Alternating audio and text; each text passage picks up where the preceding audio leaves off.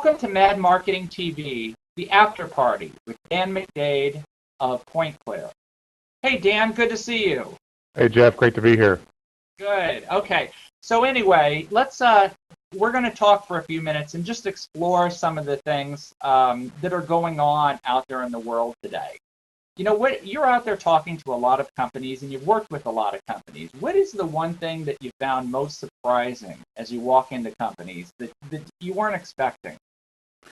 Most of the time, probably the most surprising thing is that I think that people know that lead generation and all of the downstream effects of lead generation, they know it's a basic business process that's broken, but they just don't know how to fix it. And I've actually started doing some consulting over the last couple of months, something that I haven't done in 10 years. And the primary reason for that is that it happens that, there's a lot of information that you can gather in the way of metrics that come out of solutions like Salesforce.com, as an example. And, it's just amazing how much data is out there that companies really don't know how to get their arms around. And it's things along the lines of the metrics that I talked about a little while ago.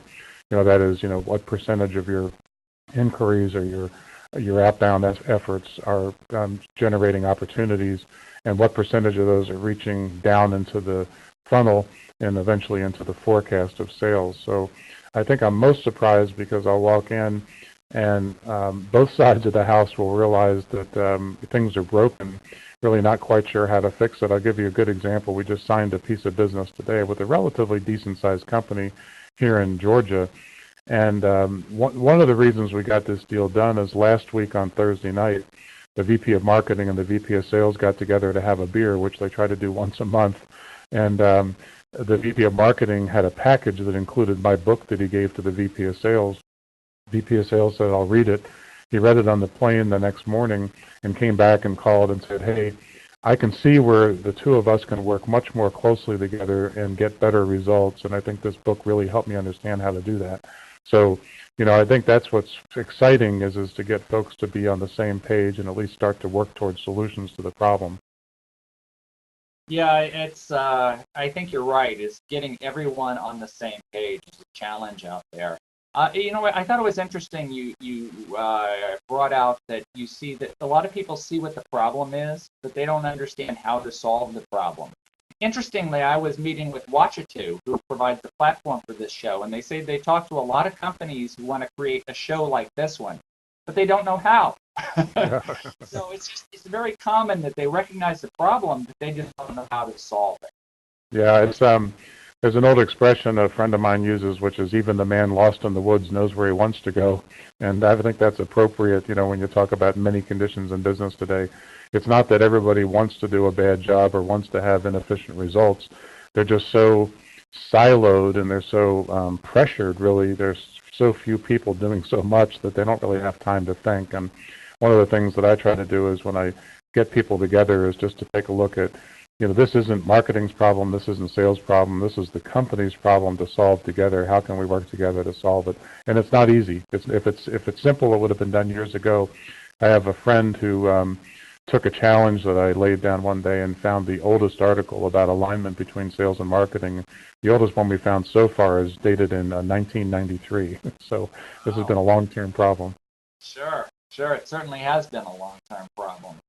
Yeah, I think you're right that I think you just brought up a key point too, Dan, for the viewers on this show. Most marketing departments that we walk into today are understaffed and overwhelmed. So they don't have to think. And I think that's part of the problem too. What is your thought on downtime, the ability to just think about how can we do this better? How can we do alignment? Asking those fundamental questions about, what market we're targeting, what metrics we need to do. It takes some deep thinking. It does. I want to answer that two ways. Several years ago, I decided one morning that if I went to the office, I was probably just going to explode. So I better do something else. And I took a long drive and a long hike. And it was one of the best days I've ever had because it helped me just get away and think about business. And I think the other thing that's happening right now, which unfortunately will have a significant downside eventually, if it goes too far. But there's an old expression. I love expressions, as you can probably tell. The old expression is that you never go to war with a sales force because you're going to lose. And right now, what I find marketing folks doing is really being reactive to what sales is asking for. So, and they're not really in the position of having the currency to kind of refute or kind of turn sales down. They're really in the position of having to say, yes, sir, how high do you want me to jump? And so the problem with that is that not all of the solutions that are coming out right now out of sales really work. What they are is they're defensive solutions against the problem of having gotten really bad leads over a period of time. You know, a good example of that is profiling projects. I see a lot of profiling projects today, and that's sales saying, hey, don't worry about getting me a lead. Just get me the name of the person that we need to talk to and something about the solution or their environment, and then I can sell them from there. Now, the reality is that if you give a salesperson 5 great leads, or you give them 100 profiles, you know, and they're really not even effective in following up on the 5 great leads, how effective are they going to be on following up 100 profiles? You know, the answer is not very effective. So there are a lot of challenges out there, and what I hear on the marketing side of the equation is, you know, we're throwing our hands up. Sales says this is what they want, and that's what we have to give them because basically they're very empowered now. On the other side of the floor, you know, or the other side of the house, the salespeople, you know, they probably need to reach across the aisle, so to speak, and, you know, work collaboratively with marketing to both take advantage of their knowledge as well as perhaps build better programs. I think there has to be, you know, kind of a 50-50 effort here in order to improve things. That's you know, interesting stuff, Dan. Now, I'm going to ask you a different question because you started PointClear a while ago. Why do you think it's important that companies reach out to companies like yours and bring them in instead of relying on in-house resources? To some extent, it depends on the size of the company. You know, the very large companies that can afford the management and the technical infrastructure and have the intellectual property to actually effectively run this inside, you know, it can be done very effectively, and there are consulting companies that work with firms to make that happen.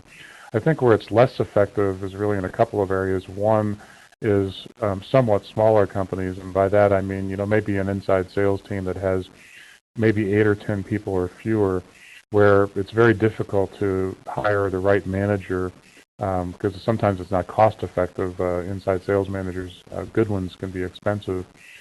Secondly, if one person disappears off the team, it impacts the entire company, and they're not really as responsive. If you're doing this inside and you lose somebody, sometimes it can take 4 to 6 weeks for that person to be replaced. If one of our clients happens to lose somebody, and we have very high retention, our average retention here is 4.7 years, but, you know, ultimately folks do leave, but, you know, we have a bench of people that we can bring to the table and we can get up and running immediately. So we're really looking at it in 2 ways. One is, you know, we're providing services to those companies where it would not be cost effective for them to do it internally. And on the other side, we've actually just started the service of offering what we refer to as a farm team. So for larger companies that are looking for perhaps us to select, train, deploy, and have available to them a well-trained person who can hit the ground running. After they've been on the team for 2 or 3 months, we'll say, you know, when you're ready to take somebody, if you want one of our people, go ahead and take them and put them on your team. That way they don't have that 4 to 6 week down period that many companies do. Yeah. I think having a good team that you can bring in with skills is certainly important. In fact, Margaret Malloy, who's the CMO of Velocity, once said to me is CMO should focus on their core competency and they should outsource everything else. That's right. I think that's pretty apt advice.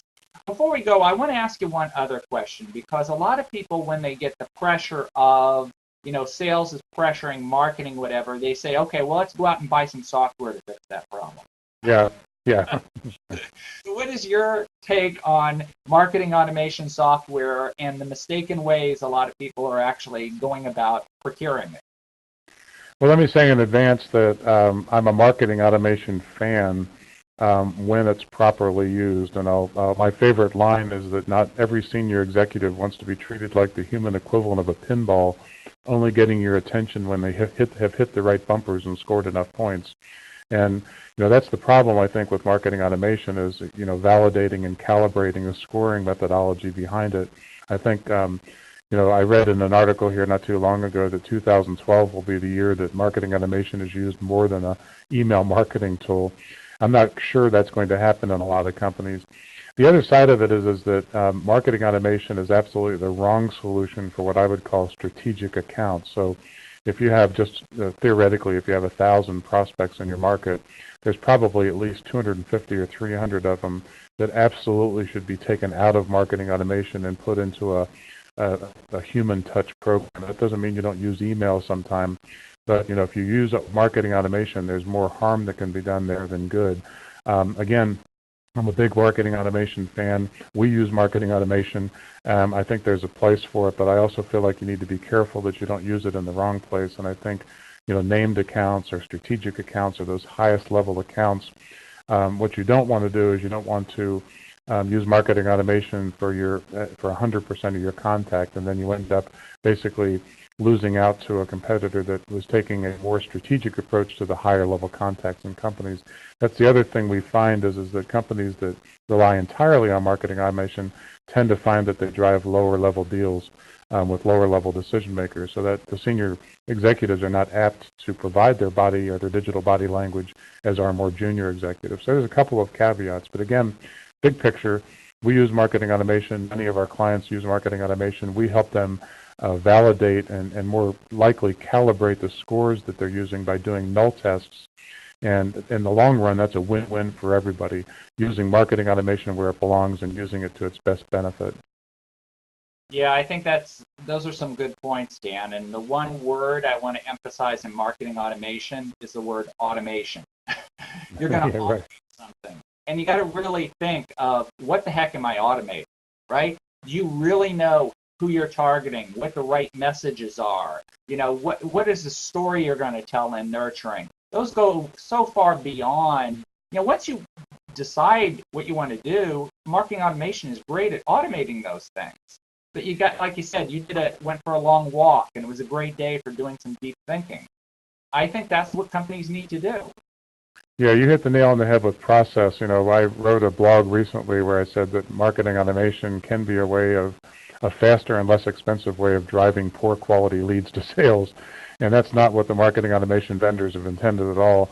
But you're right, absolutely right. Unless you have a process that works prior to marketing automation, the process is not going to work post-marketing automation if nothing changes. You have to make sure that it's a very, very thoughtful approach.